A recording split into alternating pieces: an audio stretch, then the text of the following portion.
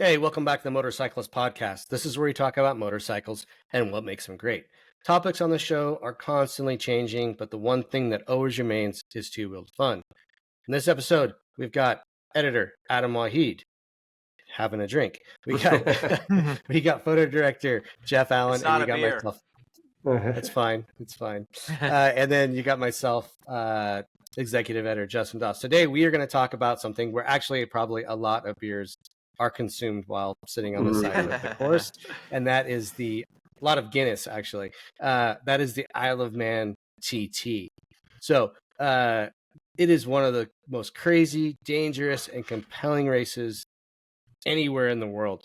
It's so gnarly that even MotoGP racers are like, absolutely, I would not do that. So FIM bolted out of there. Yeah, and quite some time ago. So it's a race held on public roads on the Isle of Man. And the racers that race this thing are absolutely the heroes of all motorcycle racing fans. So we're going to get into it. We're going to talk about some of the history. Then we're going to talk about what it's like to just watch the thing and some of the cool things we see. We'll go over some of the results, but we won't really go step by step because it's a lot.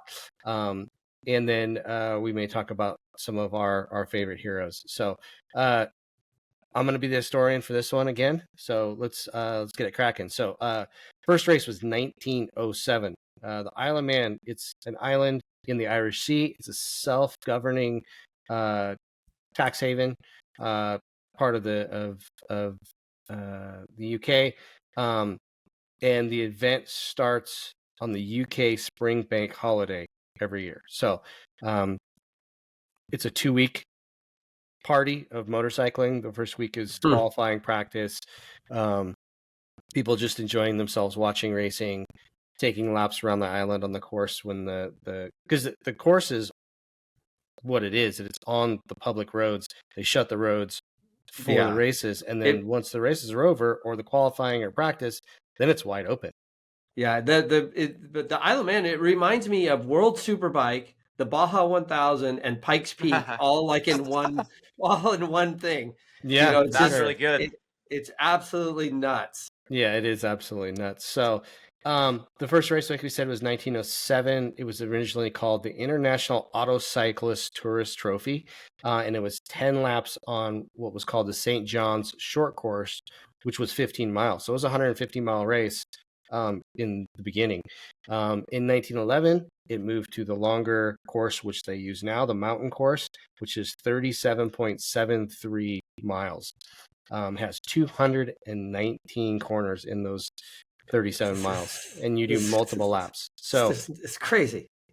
It's insane. You have to memorize 219 corners for you to be fast around this place, and you don't want to get it wrong. And it's not a smooth road track. Like it's city streets. It's got bumps. It's got curbs. It's got walls. It's got trees. Mailboxes flying by.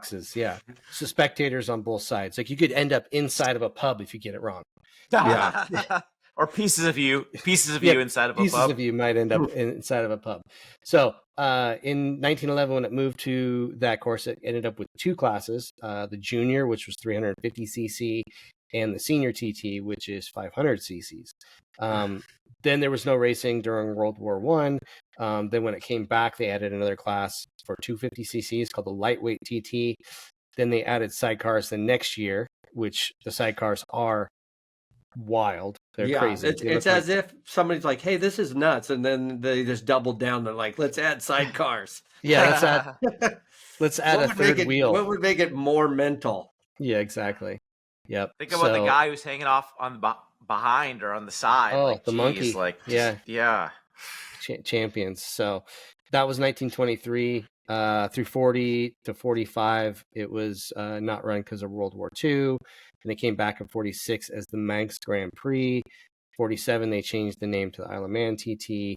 And then from then on, from 49 to 76, so almost 30 years, it was part of the FIM Motorcycle Grand Prix World Championship, which we know today as MotoGP.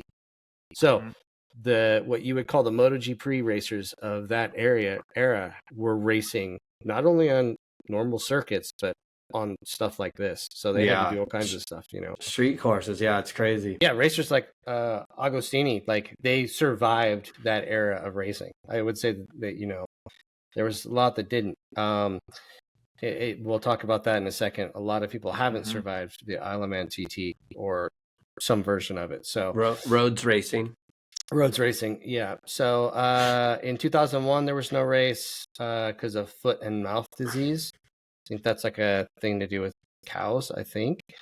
Maybe Doesn't sheep. sound pleasant. No, yeah, I do sort of remember that. It's it's a disease that gets it's dangerous for livestock. Yeah, it's like a livestock thing. So, and then of course during COVID 20 and 21 there was no races.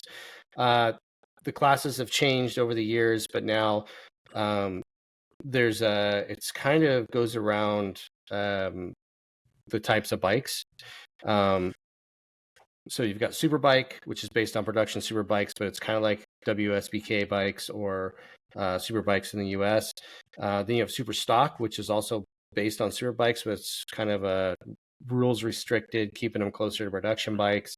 Then you have Super Sport class, which is like inline fours that are 600, 675 triples. And then you can do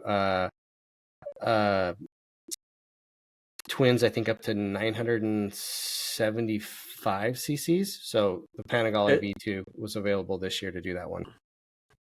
Yeah. So Super Twins, 700. No. The Panigale V2 was not in the Twins race. That was in the Super Sport. Yeah. Super Sport. Yeah. Oh, sorry. And then Super Twins is 700 cc twin cylinders. So that's, open to things like Aprilia's RS660, R7s, but usually the winning bikes are a different bike called the Patent. That's what the winners usually are riding, is a Patent, which is a very one-off racing type bike. Yeah, it's powered by Kawasaki. That bike's powered with Kawasaki's parallel twin. Yeah, 650. 650. So. Yep. And in that class, then you got sidecars, different engine configurations, anything from a 4-cylinder 600 to a 900 parallel twin. And then you've got the most important probably class, and it's the final race, usually the final race of the races, and that's the senior TT. 4 laps. Everyone wants to win that one. That's the most important one. And usually the riders are racing either their Superbike or their Super Sport. And what I find interesting about these guys deciding what bike they ride, they may ride a different Superbike, a different Super Sport, a different Super Twin, and a different Super Stock, all from different manufacturers. Yeah. Jeff was talking about that. I find that's just bonkers, because you have 3 different bikes. Like Michael Dunlop raced 3 bikes this year, and how do you get that sorted?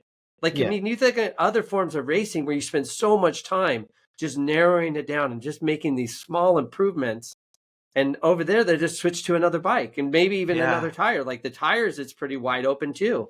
And it's other teams. I mean, like full on different crew members for certain races. Yeah. Like it just it's mental. It is that, like, it's every bit of this thing is mental if you're not picking up on that. But the fastest lap ever is a 16-minute 32-second 0.115 second lap in 2023 by Peter Hickey on his Superstock bike, not a Superbike, but a Superstock bike, which was an average of 136.358 miles per hour. I mean, picture that.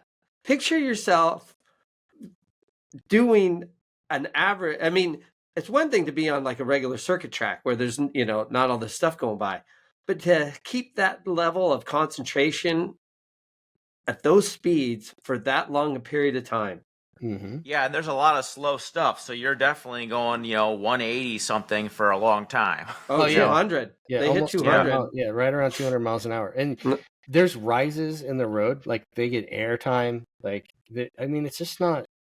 it's amazing that they can turn that fast of an average speed when you're not even touching the ground sometimes. Well, because I mean, because it's so bumpy, like it would be crazy to be able to maintain focus for that long with the wheel coming up, jumping. That, like, you know how it is when you ride something that's pretty rough. Like, it tends, like for me, it tends to sort of, I call it float my eyeballs. Like you lose focus a little bit. Yeah. And that course is super bumpy. Imagine going that fast and you could barely see, or I would barely be able to see. Yeah, exactly. So, it's just nuts. And like I said, there's curbs, there's trees, there's walls. And with that comes the chance of serious bodily injury, if not death. And since 1907, there have been 269 fatalities at this race. Yeah, that's a lot of people. It's a lot of people. But in the last 2 years, none. Nobody's died. Is there a reason for that? Was there a change in safety or anything like that? I think there was not really a change in safety. I mean, airbags on more people. They do have like airbag fences in certain places now, air fences.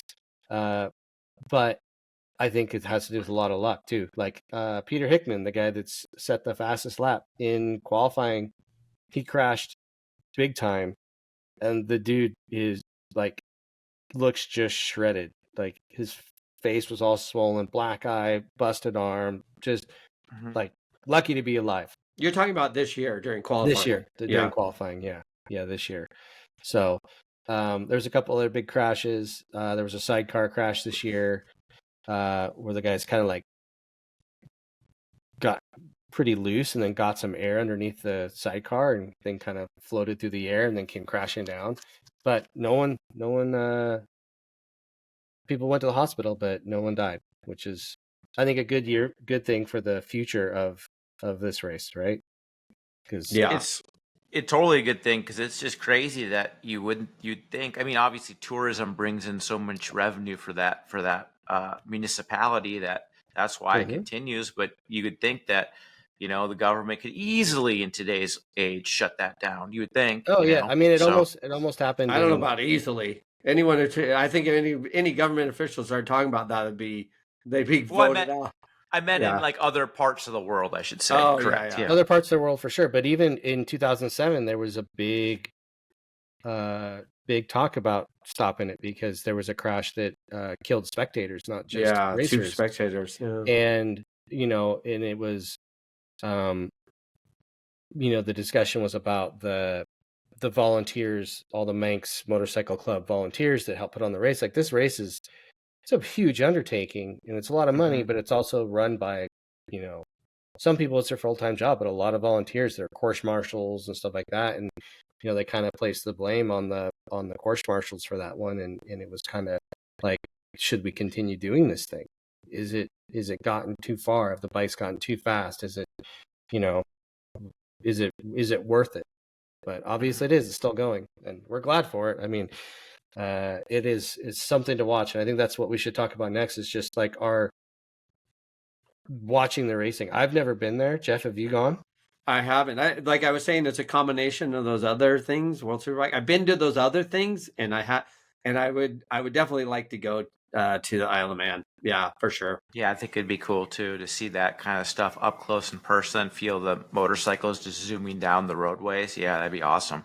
Yeah, and I mean, we're talking about when you're at the race. I've never been there either, but people are sitting on block walls or right behind block walls, inches from the bikes going by at 200 miles an hour. Like, people are leaning over and they have to pull their heads back as the guys go by because they might get hit. And it's just one of those things. Like, it's just a cultural crazy thing that still is allowed to happen. But I think also, like, even when the racing's not happening, it, like Baja, it takes over the whole island. Just like the Baja takes over the whole peninsula. Like, it is Super Bowl Sunday every single day, right? Yeah, for 2 weeks. And so even when they're not racing, you go anywhere and it's race fans. Like, it's sort of like, it's your people. You know, if you go somewhere to a race in the States, as soon as you leave that venue, it's just, you know, it's just regular folk. Yeah. Adam Childs, he went and he's one of our contributors. He went and he always goes. He's raced it a few times, but he sent me a video from the ferry going back to England, and the entire car ferry was full of motorcycles. There wasn't one car on it. It was all motorcycles. Yeah, I guess that's what I'm getting at. Is thousands, yeah. It's like it's our community, you know, and and it takes over the entire island. The entire island, yeah. So super rad, but just to watch them do their thing, I think would be one of the coolest things to go watch. And I'm surprised of the three of us we haven't been, because there's a lot of people in our offices in our magazines that have gone and watched, and everyone's like, it's insane, you know. We've had people on staff who've done it. Yeah, who've raced it. Donkin A raced it. He did. That's crazy. Did Sir Nicky race it? Sir Nicky did it. Sir Nicky did it. He did it solo. He shipped his bike over there and just showed up without support or anything. And the locals, he had an issue, I think, during practice or qualifying, and he had an issue, and he just pulled over to a pub just to wait until it was over. Not to be drinking, but pull over because you have to get off the course. And the locals were like, "You're here by yourself." Like, they just thought it was completely bonkers, and they sort of adopted him. And they're like, they took him over to some mechanic, and they got him all set up. His story is awesome. That's pretty funny. Yeah. So, we've had a few friends do it and stuff, and you always worry about them, obviously, as well. But also, there's a tinge of jealousy of that's a super cool experience, and I don't ever have I don't have the guts to do that. There's absolutely no way. No, I don't either. Way. Yeah, too wild. Yeah. So speaking of racers, you know, we're talking about some people we know, but there's some very notable racers we have to tip our hats to. Probably first is now the king of the Isle of Man, Michael Dunlop, 33 wins all time, multiple classes. He got 4 of them this time. 4 this year. 4 this year. So, you know, he got up in Super Twins and Super Sport. He struggled a bit with his Superbike and his Super Stock bike, but still, you know, like when his bike was on, he just waxed everybody. I mean, he won the Super Twins by like 30 seconds or something like that. Yeah, that was a real waxing. Yeah, that was pretty impressive. Yeah, it's cool to see him ride. He's real methodical, Michael Dunlop. He's like a methodical rider when you're watching him, you know? At least I thought so. Yeah, I mean, even when he was doing his interviews, you could see him. He wasn't looking at the interviewer when he was like giving his interview after the race. He was looking back at the course and watching, like you could see like he was thinking about the race and going through the laps in his head while he was giving his interview. Still, like, oh, I could have done this better. I could have done that better. You know, and at the same time, he's talking about like, oh yeah, it was a great race, and I want to thank my team. But he's not looking at the interviewer whatsoever. He's off in another place thinking about the race, you know, or thinking about the next race that he has to go do, which was pretty crazy. That's another crazy thing about the TT is how you can have 2 races on the same day. Oh yeah. You know, so you one after the other. Yeah. Yeah. It's insane. So and then we go to his cousin, Joey Dunlop. He's got 26 wins. No, Joey's his uncle. Oh, his uncle. Sorry. Yeah. Joey's his uncle. He's got 26 wins. So the Dunlop family has been, you know, one of the big families in that racing. Joey Dunlop was the king of the TT until Michael was. Yeah. Exactly. Yeah. So 26 wins. Then we go to John McGuinness, 26 wins. He is still racing it. He's 53 years old. Well, let's give him a hooray for him. Me being the old guy in our group, I root for him. Like I root for him too. He's over 50 years old. How could you not root for him? You know, and he's not slow. He's not just like a retired guy turning laps. Like he was in the top 5 in multiple races. You know, turning times with the fast guys. And he said in an interview, he was like, "Oh, I'm just happy now to watch the fast guys go by me and do their thing." But the thing is, they just don't go by him and leave him. Like he hangs on, Yeah. and he's still faster than 99% of the people racing that race. Yeah. So. Yeah, speaking of watching the guys go by, like when you're watching the footage, when you're watching the race, they do such an amazing job shooting that because it's 37 miles. I mean, you think about a regular circuit course, those are generally 2.5 miles. And it's a lot of work to cover the entire race. Imagine covering 37 miles. Yeah. And they do such an amazing job. And that, like especially I find the helicopter footage of like the mountain section is just breathtaking. It really is. It is. It's really a good example of how fast they're going. It really is.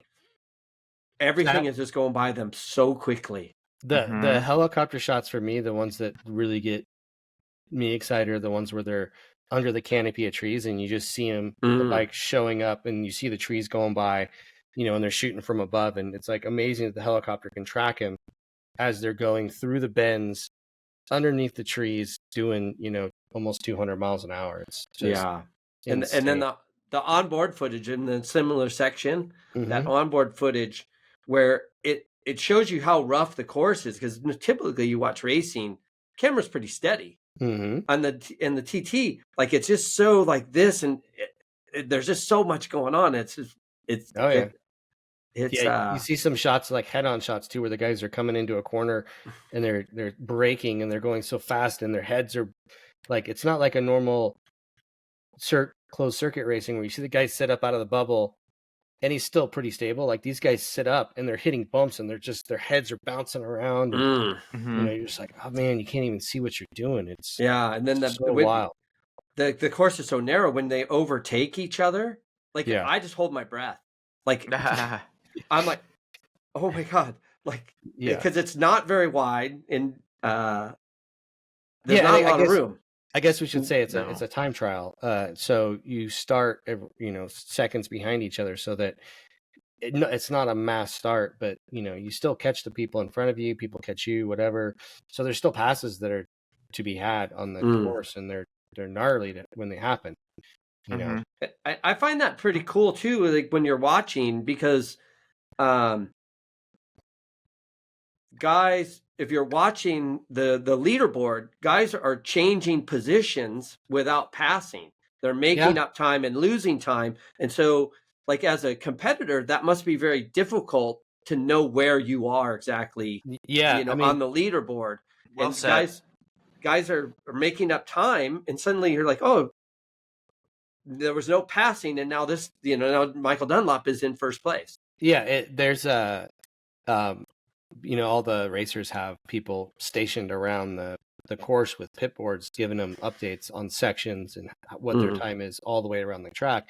But your point is pretty interesting, because in the last Super Twin, so there was 2 Super Twin races, 2 Superbike, 2 Super Stock, or 1 Superbike, 2 Super Stock, 2 Super Sport, 2 Super Twins. In the last race of the weekend ended up being the Super Twins, because the senior TT got canceled because of the weather. There was a guy that was running in 4th place that was like, he was like 20 seconds down out of 3rd place, and Dunlop passed him, and the guy just latched onto the back of Dunlop and followed the whole way, and he barely missed the podium by like 3 seconds. I mean, he, in one lap, not even a whole lap, it was like half a lap, he gained 17 seconds by just sticking on the tail of Dunlop in trying to match his speed. And he actually turned some faster lap times in sections, or I should say section times, than Dunlop, because he was drafting him. Yeah. Wow. If Dunlop would have caught him probably a quarter of the track earlier, or maybe even a couple miles earlier, the guy would have got 3rd place. Yeah, it changes the race strategy. And like, I know you're like, the guys have pit boards, teammates, or your team has pit boards hanging out off the wall or whatever, but that's got to be hard or difficult to track, as a racer. For sure. As many people are out there, and you can change, multiple people can change position on the leaderboard. It'd be hard to stay up to date while you're out on the course. Absolutely. Yeah. So, Talking about other notable racers, there's one guy that's like the people's champ, Guy Martin. He doesn't race it anymore.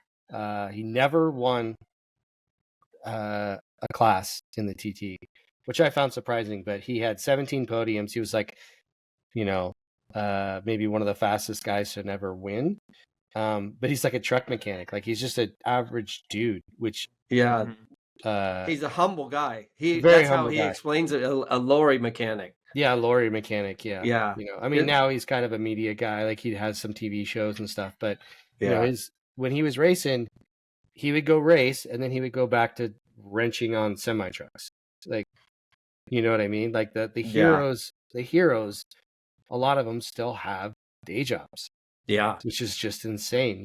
Like the Dunlop, like Michael Dunlop, he's Michael Dunlop. He doesn't need to work, but there's a lot of them that are just one step down on the podium. You have a day job, which is just wild to me.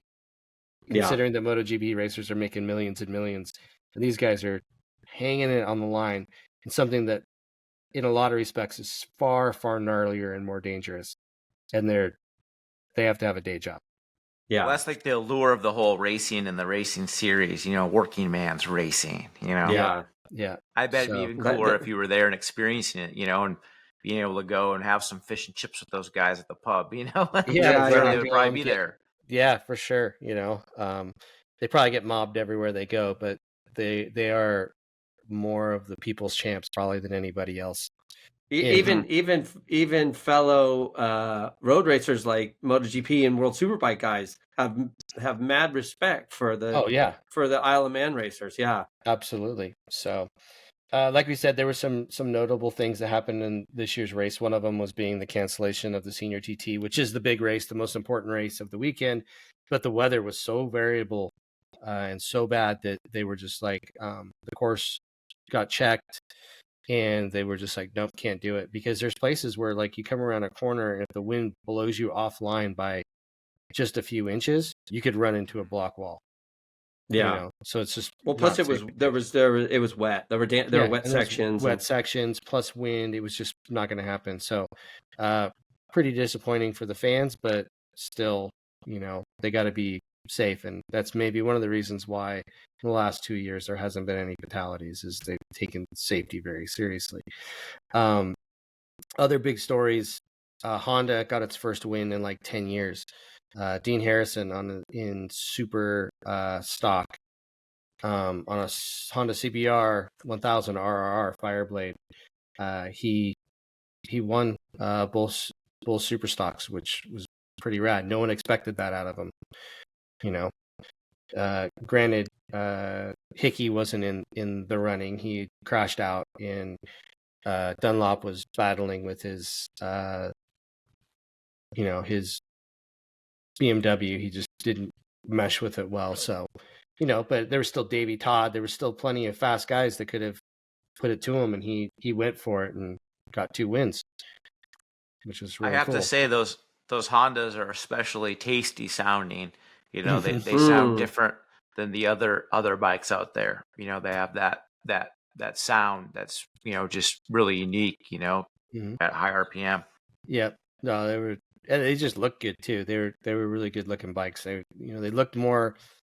That's one thing that's interesting about the T2 is the bikes don't always look very factory, like they're trick, but they have to have so many sponsors to make their living that it looks like just a mishmash of logos and decals. But the Hondas were very clean and very put together. Yeah, and the Hondas are running the corporate colors and everything. Yeah. Where like, other guys have, 57 logos on their leathers and twice that on their bikes.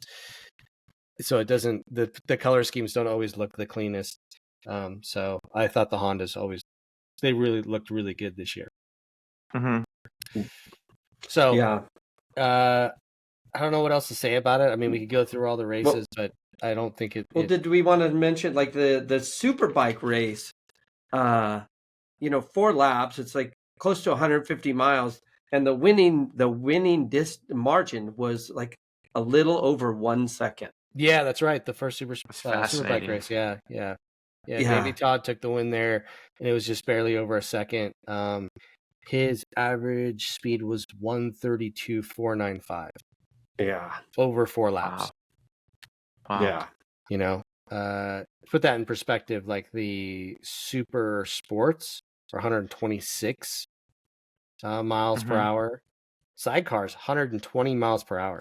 The sidecar, like the sidecar was, that class is owned by the Crow brothers, Mm-hmm. and yeah, it's just nutty. Like I was watching, and there was a section where there's some curbing on the inside, like, and I don't mean race curbing, I mean like curb, like you park like your car public on it. street curbing, and they would come through. He's running a tight line on the inside, and he just lifts the wheel and floats it over the curb at however many miles an hour, while the monkey, or who is his brother, is hanging out there. Yeah, and there's other shots you've seen of like the dude's hanging off the side, and his like head is like in the grass, in the gutter, just like clipping grass with his face in order to get the right balance of the bike. It's more special maybe than some of the guys on the just straight motorcycles. As a fan watching, the viewer, like your heart stops. Like, they had any of these guys, they have a moment or a little twitch or whatever, and like your heart stops for a second because it could go horribly wrong. Yeah, exactly. So, the whole thing's just crazy, and I want to go. Someday I'll get it there. It might have to be on my own dime, but be worth it. Be worth it. So, last question. I already answered this for myself, but would you, at any point in your life, even when you were a youngster, would you have wanted to race this race? Maybe in my more, ignorant days, I might have thought that this would be a good idea, but I don't think so. I think I would, my visions of Isle of Man now is like Wahid said, in a pub with fish and chips and a pint. I would like to. That's much more my speed. It would be cool to ride the course, just ride around on just any motorcycle, really. Yeah, well, they got rid of that. They had the Mad Sunday? Mad Sundays, yeah. Where if you had a bike, you could just go, not necessarily race speed, but you could go very quickly as they like reopen the course. I guess you could follow sort of the opening of it, and the public could just the public could just ride at like very high speed. At like practice speed. Race but not race. Race but not race. Surprise, surprise! It was deemed to be getting too dangerous, and that it's no more. So. Yeah, I mean, it was like the police would just look the other way, and it was before everyone else got back out on the road. They kind of just Mad Sunday was pretty wild for sure. But you can still ride it in. Hoyer went some time ago, and he said the same thing. Like he timed going for a lap just as they were opening the course, and he was like, we were doing like 80 and 90, but they weren't doing 150 200 miles an hour like old Mad Sunday style. So 90 probably seemed like a ridiculous pace too. Oh, he said that like it was so bumpy. He was like, I don't understand how they make the bikes work. You're just going down the straightaways and you're going 80 and you feel like you're flying out of the seat. Yeah, wow. They're doing 200 down that thing. So, and it's still got to be set up for the jumps, which the jumps, he's got to be able to handle the corners. Like it's a very, very special thing. And I think that's where we'll leave it, is that it is a very special race.